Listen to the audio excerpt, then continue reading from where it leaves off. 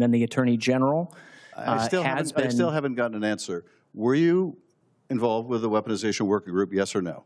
It's a simple question. You were either involved with it or you weren't. Senator, as referenced earlier. Yes or no, Mr. McDonald? Senator, as I referenced earlier. I'm not interested in what you referenced earlier. I'm asking you a simple question right now, not earlier, but right now. Were you part of the weaponization working group at Justice, yes or no? Senator, as I referenced earlier, okay, you're not going to answer the question. You're not going to answer the question. Was rightly identified. I don't know why you won't answer a simple question.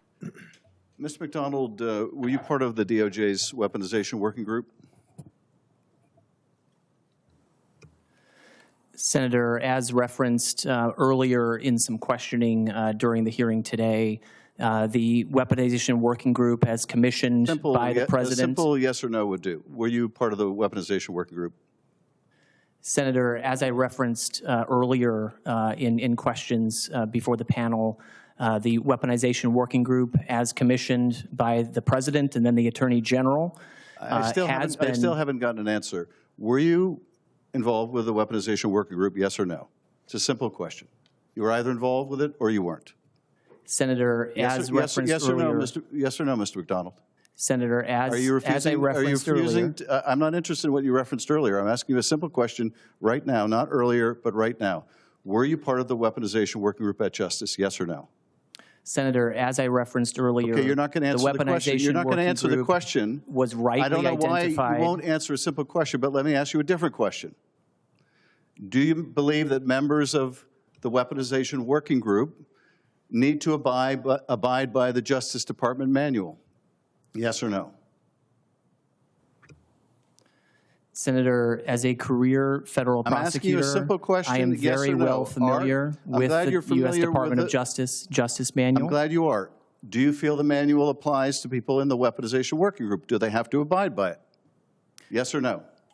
Senator, as you know, why is that a difficult question for you to answer?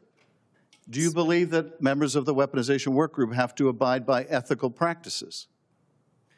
Senator, all Department of Justice employees every day. Is that a yes? Every day. I'm asking a very specific question, not about all department employees, but about employees in the weaponization working group. Do they have to abide by the Justice Department manual, yes or no?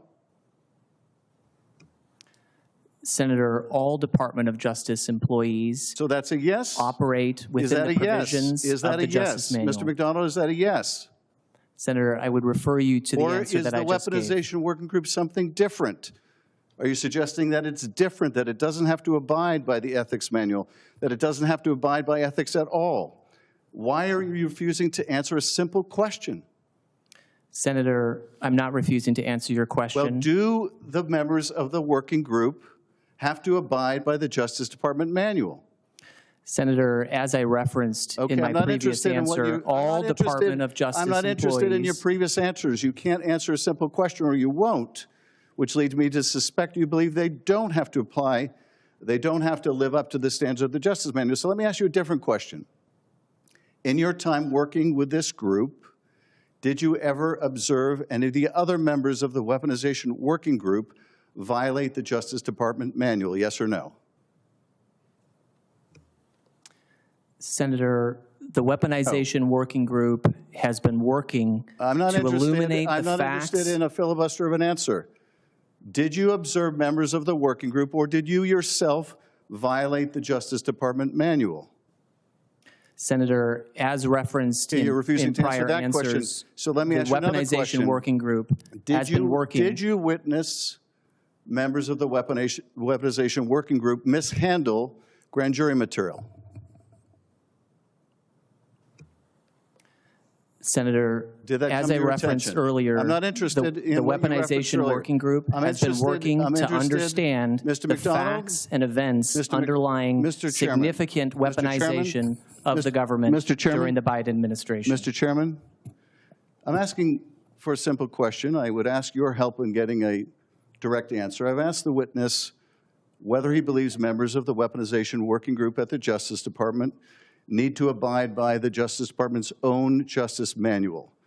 Would you assist me in getting an answer to that question? No, I will not assist you. Okay. Well, you have the chairman's support in not answering the question, so let me try another question. Or let me see if I can get clarity again. Did you ever witness any of the members of the working group violate rules regarding grand jury secrecy? Yes or no? Senator, as I referenced in my prior testimony, the weaponization working group is working diligently to understand the historic abuses and weaponization of the Department of Justice in the Biden administration. Mr. McDonald, did you ever witness anyone in the weaponization working group violate the law? Yes or no? Senator, I would refer you to my prior answer. Your prior answer was to obfuscate, and it's become very clear you're unwilling to answer very simple questions, because it's very clear what that weaponization group is all about, and that is using the awesome powers of the Department of Justice to go after the president's enemies. I yield back, Mr. Chairman. All right, everyone, sit back and watch the screen closely, because what we are witnessing here is an absolute procedural train wreck inside the Senate Judiciary Committee. It's May 2026, and the ideological battle over the lifetime appointment of federal judges has degenerated into a surreal, looping theater of the absurd. We are watching Senator Richard Blumenthal of Connecticut go down a line of judicial nominees, including Kara Westercamp, who has been put forward for a seat on the United States Court of International Trade. Blumenthal isn't asking complex legal questions about tariff law or international trade statutes. Instead, he is testing a fundamental prerequisite for the federal bench: the willingness of a nominee to state plain, undeniable historical facts under oath without hiding behind a wall of scripted bureaucratic legalese. What unfolds over these 5 minutes is a masterclass in political stonewalling, a textbook example of canned coaching, and a fascinating look at the absolute erosion of the Senate confirmation process. Let's do our first educational deep dive here into the Textualist Smoke Screen. Blumenthal opens the questioning to Kara Westercamp with a deceptively simple query: who won the 2020 election? Now, in any normal era of American governance, this is a baseline fact check. But look at how Westercamp responds. She launches immediately into a rigid, robotic recitation of constitutional mechanics, explaining how the Electoral College votes and how Congress certifies those votes. Blumenthal immediately loses patience and cuts her off. He says, "Yeah, that's not my question. Who won the election?" And here is where he drops the hammer and brings the real-world receipts.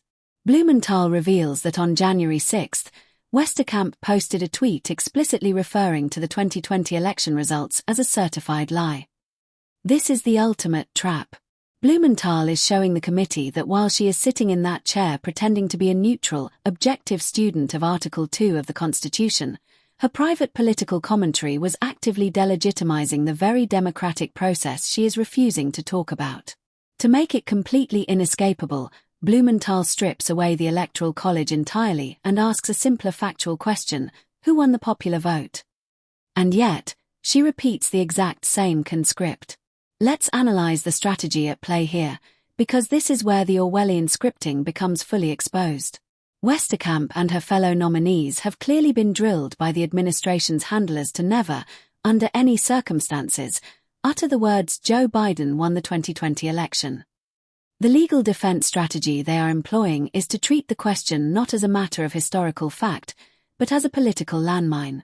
By hiding behind the mechanical process of the Electoral College, they think they can dodge alienating the conservative base that loathes the 2020 results, while technically giving a legally accurate description of how a president takes office. But look at how Blumenthal completely dismantles this defense by testing their consistency. At the 137 mark, he pivots and asks, who won the 2024 election? Watch how the script suddenly changes. For 2024, Westercamp has no problem saying that the Electoral College voted for Donald Trump and Congress certified him as the winner. But when Blumenthal immediately follows up with, "Did Trump lose the 2020 election?" she instantly reverts back to the safety of her Article 2 script.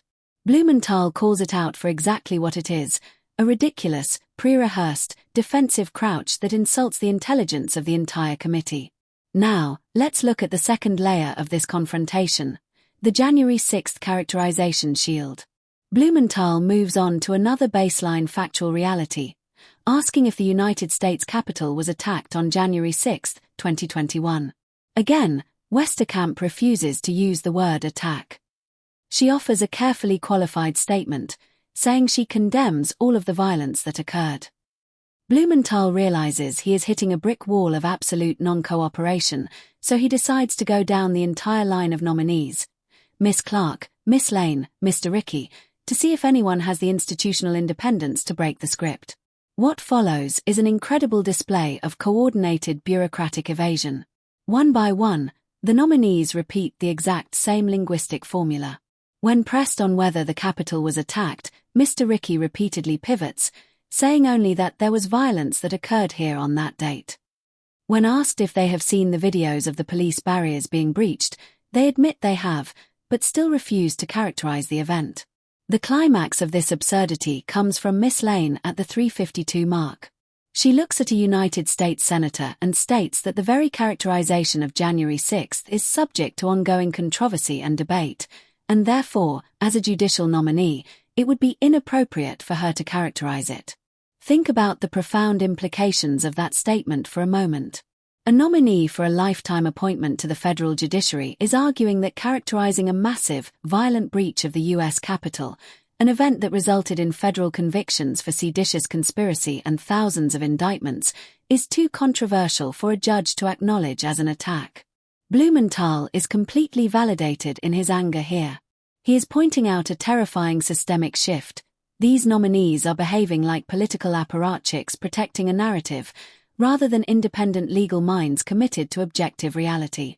This leads directly into Blumenthal's scathing closing argument at the 4-minute mark, which serves as the core takeaway of this entire hearing. He looks at the panel and calls their answers Orwellian in their denial of reality. Blumenthal's critique cuts to the absolute heart of judicial independence. The entire American legal system relies on the foundational requirement that a federal judge must possess a backbone. They must be impartial, they must be independent of the executive branch that appointed them, and they must be grounded in factual truth. If a nominee lacks the basic courage to state who won a certified election that took place 6 years prior, or whether the building they are currently sitting in was violently attacked, how can the American public trust them to show independence when ruling on complex, high-stakes constitutional crises? Blumenthal states bluntly that their complete lack of originality and total reliance on a pre-rehearsed script is a direct subversion of the confirmation process. Ultimately, this 5-minute and 13-second transcript exposes a deeply troubling reality for the American judiciary in 2026. The confirmation process has been completely hollowed out by political hyperpartisanship. We no longer have a system where nominees engage in meaningful legal philosophy. Instead, we have an administration handing down defensive, reality-denying scripts to ensure their nominees don't create a political liability before the vote. As you review this footage, ask yourself who is actually subverting the Constitution here. If the nominees are right, they are simply protecting the dignity of the court by avoiding highly charged political debates. But if Blumenthal is right, we are watching the confirmation of a new generation of federal judges who lack the fundamental independence and intellectual honesty required to uphold the rule of law. When Blumenthal finishes his time by expressing his profound amazement and disappointment, he isn't just criticizing Kara Westercamp's lack of originality, he is mourning the death of institutional truth on Capitol Hill.